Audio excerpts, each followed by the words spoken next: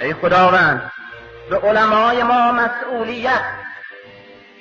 و به عوام ما علم و به دینداران ما دین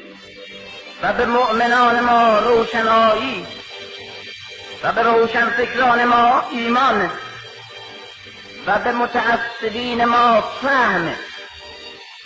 و به فهمیدگان ما تعصب و به زنان ما شعور و به مردان ما شرف و به پیران ما آگاهی و به جوانان ما اصالت و به اساتید ما عقیده و به دانشجویان ما نیز عقیده و به خفتگان ما بیداری و به بیداران ما اراده و به نشستگان ما قیام و به خاموشان ما فریاد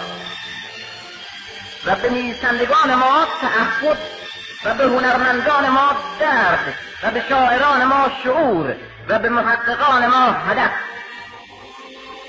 و به مبلغان ما حقیقت و به حسودان ما شفا و به خودبینان ما انصاف و به فحاشان ما ادب و به فرقه های ما وحدت و به مردم ما خودآگاهی و به همه ملت ما همت تصمیم و استعداد فداکاری و شایستگی نجات و عزت ببخش.